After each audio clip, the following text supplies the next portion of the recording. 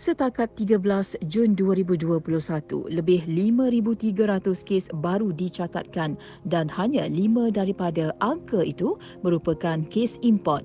Namun penambahan kes serta kemunculan beberapa varian baru itu bukanlah catatan selamat untuk dibanggakan.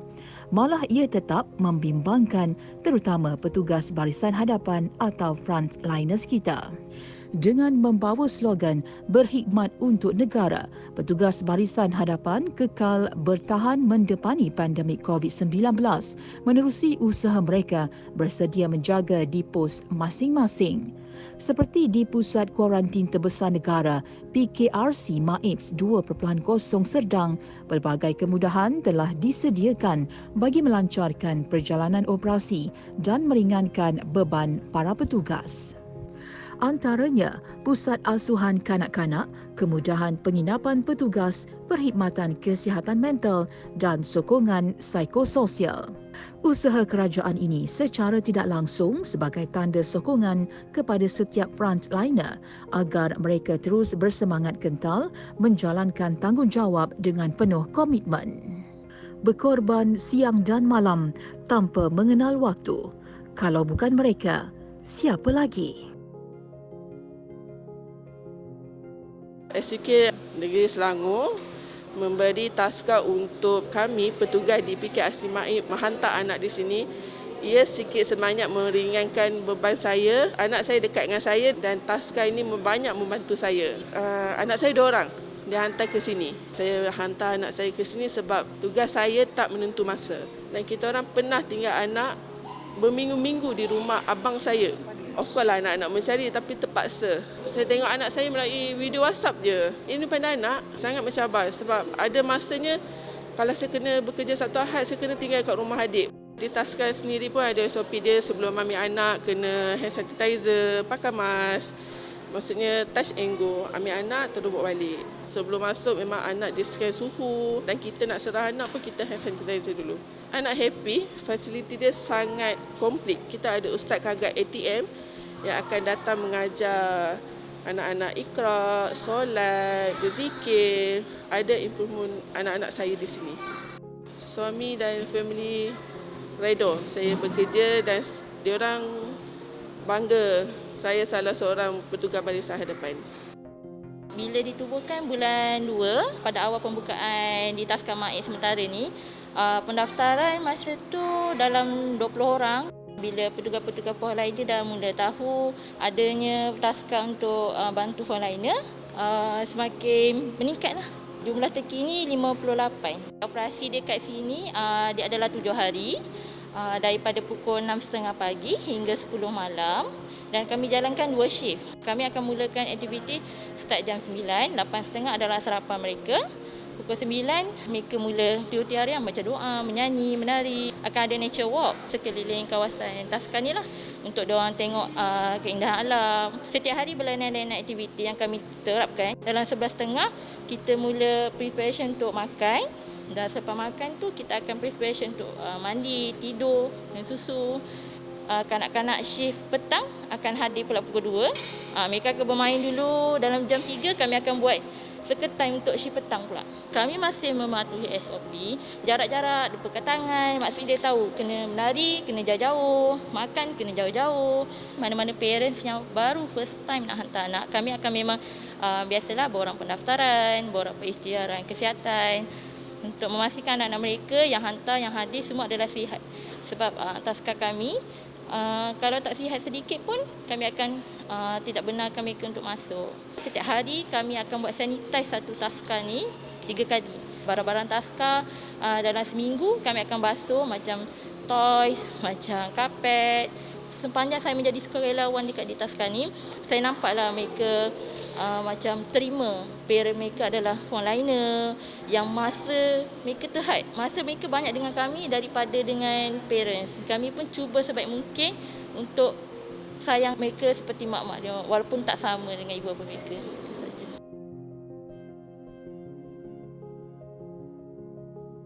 Sejak hari pertama MAIPS dibuka, kalau nak sebut mereka datang berjumpa dengan saya lebih prefer untuk mengatakan bahawa saya pergi berjumpa dengan mereka. sebab mereka sibuk dan mereka kebanyakannya tak ada masa. Kami pergi hall ke hall dan kami berjumpa dengan petugas-petugas ni.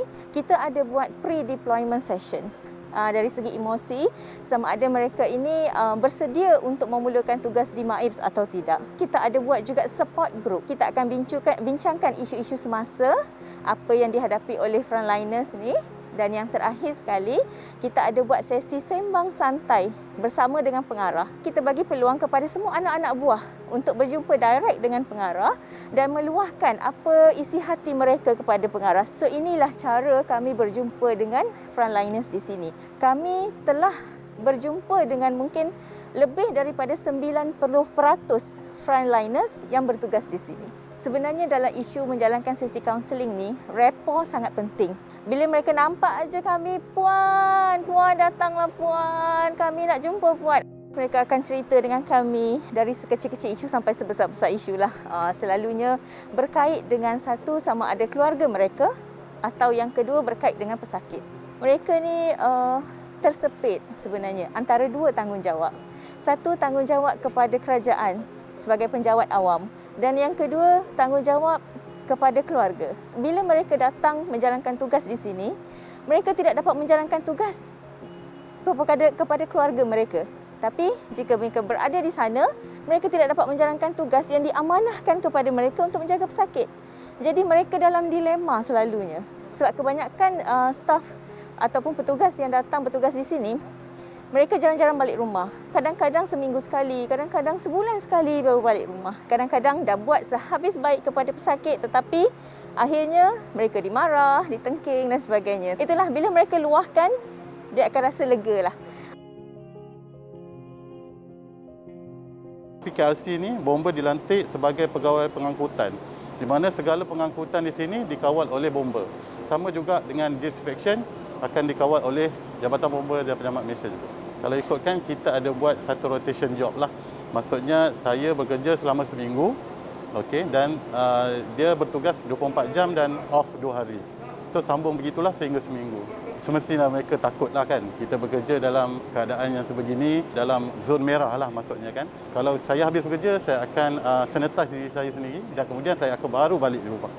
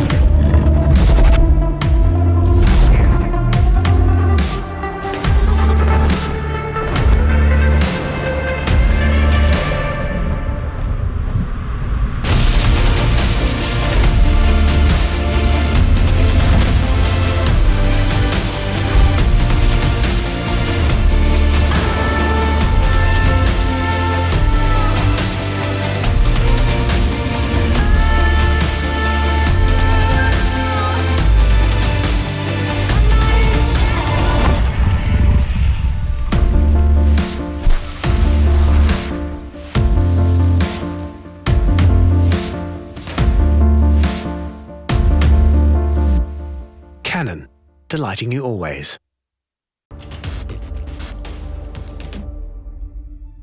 Balik ke rumah tu alhamdulillah, dapat juga balik ke rumah. Pukul berapa balik ke rumah tu tak tahulah pukul berapa. Sabtu dan Ahad pun memang kita akan tetap bekerja.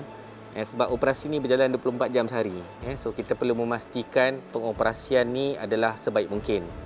Dan pesakit-pesakit semua kita dapat memberikan rawatan dan pemerhatian yang bagus supaya akhirnya mereka dapat kembali ke pangkuan keluarga lah, insyaAllah.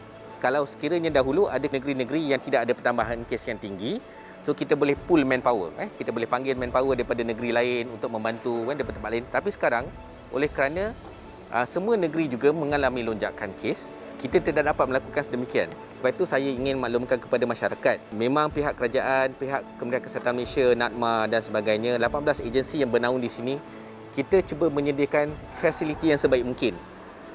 Tetapi ada hadnya. Pertambahan fasiliti, pertambahan kelengkapan tu bukan penyelesaiannya. Penyelesaiannya adalah terletak kepada diri kita sendiri untuk mengekang pandemik ni daripada terus berleluasa. Saya rasa semua petugas kesihatan, tak kira dia kat Maria ke, kat Dewan ke, even yang admin pun, mereka dah bekerja pada waktu kerja yang lama, ya. Macam petugas Kak Maria ni, kita orang double shift kadang-kadang, triple shift. Dan apabila kes banyak masuk, kita orang extend shift hours tu lagi banyak. Ya. So, nak kata penat, semua penat. Tapi pada hujung harinya, dia adalah kita panggil, kita perlu buat amanah tu diorang buat. Memang tak terkatalah penat diorang. Diorang punya pendapat semua sama. Kalau bukan diorang yang buat, siapa lagi nak buat? Ya. Senyuman pesakit tu memang mengubat diorang lah. Ya. Kita biarpun penat-penat dalam pukul 1 tu, ada pesakit yang masih lagi tegur, senyum kat diorang. Bagi saya, yang itu mengubat hati diorang. Kedua, kita orang ada apa orang kata peer group. That means kita ada sesama kita orang yang ada masa-masanya kita start untuk relief stres sesama kita, berbincang, berborak. Ada sesi yang mereka berjumpa kaunselor, meluahkan perasaan. So benda-benda macam tu ada disediakan, ya. Dan I think pada hujung harinya, apabila masyarakat positif kepada kita, kita akan dapat semangat tu untuk jadi lebih positif. Bukan senang untuk kita berjauhan daripada family, dan kita tahu di PKR Maib ni petugas dia kebanyakan ramai yang daripada luar negeri.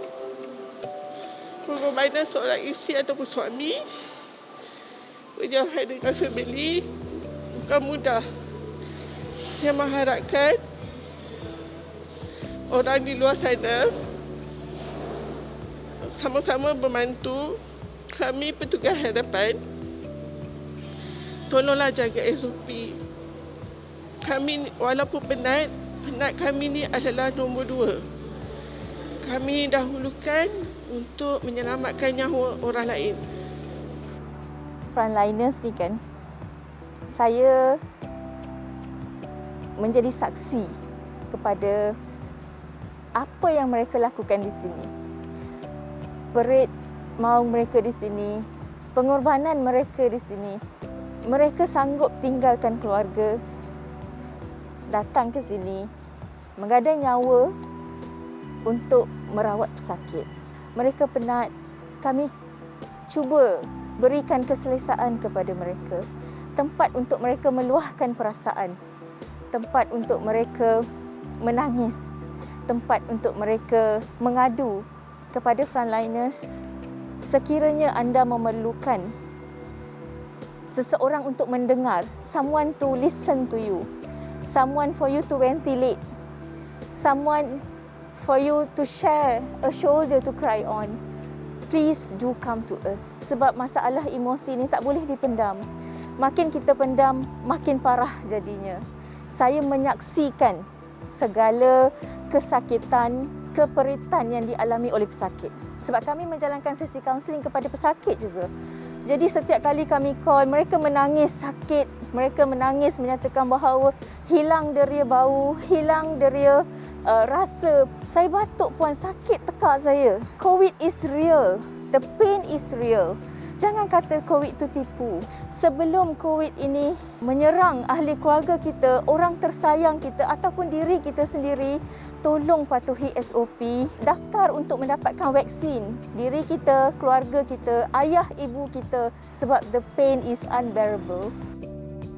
Dengan cekal lagi berani, mereka terus menjalankan tugas masing-masing tanpa kenal erti putus asa bila semakin ramai pesakit dimasukkan ke pusat kuarantin dan hospital. Rakyat Malaysia mengucapkan ribuan terima kasih buat mereka semua, diiringi dengan doa agar kita semua terus terpelihara.